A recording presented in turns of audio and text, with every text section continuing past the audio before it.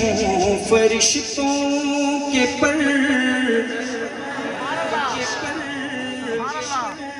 آپ کی وجہ سے پڑھ لوں کہ ہر قدم پر بچھے ہوں فرشتوں کے پر، ایسی راہ گزر چاہیے تو بتا، عشق کہتا ہے محبوب کا ہی یہی، جنتی ہم سفر چاہیے تو بتا۔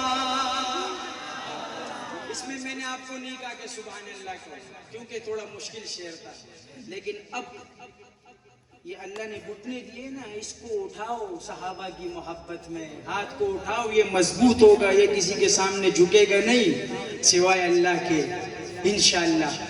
ہاں پڑھوں گا انشاءاللہ، یہ کسی کے سامنے ایسا نہیں ہوگا جب ہاتھ صحابہ اور نبی کی محبت میں اٹھے گا۔ مسلمانوں، میں عمر کا تذکرہ کرنے لگا ہوں،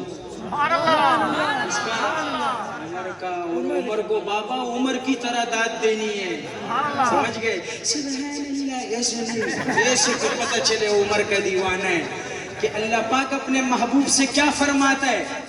اللہ پاک اپنے محبوب سے کیا فرماتا ہے، سماعت کیجئے گا کہ اپنے محبوب سے یہ خدا نے کہا، جیسا چاہے کہ تو ایسا ہو جائے گا، اپنے محبوب سے یہ خدا نے کہا، جیسا چاہے کہ تو ایسا ہو جائے گا، گھر سے نکلا ہے جو جان لینے تیری، گھر سے نکلا ہے جو جان لینے تیری، ارے وہ عمر سر بخم چاہیے تو بتا،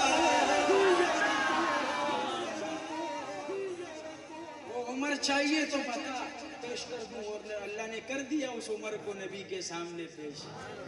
آئے ہائے، اور لکھتا ہے شاعر کہ پوچھ مٹی سے تم یہ بناتے ہو کیا، تو زبیدہ سے بہلول نے یہ کہا۔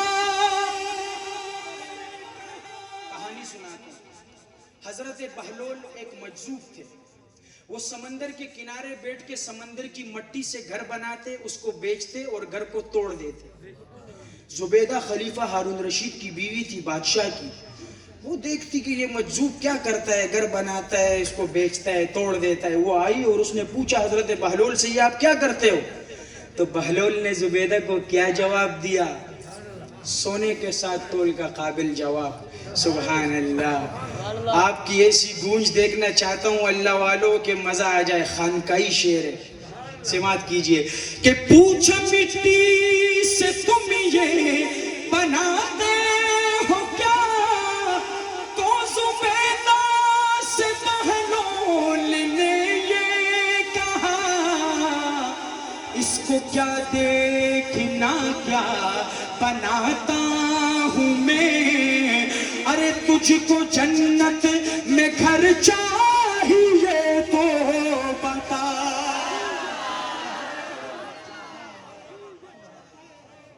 اور اس دفعہ ہاتھ ایسے نہیں، ایسے اٹھے، ہاں ایسے اٹھے، کیونکہ حسین کا تذکرہ کرنے لگا ہوں۔ اگر غیرت تنگ کرے نا تھوڑی سی تو اٹھا دینا، انشاءاللہ ٹچ کرے گا تھوڑا سا آپ کو، کہ زور بیعت ہے کربل کا میدان ہے، اور حسین بن حیدر کا اعلان ہے، ہاتھ تو تیرے ہاتھوں میں دیں گے نہیں، ہاں اگر تجھ کو سر چاہیے تو بتا۔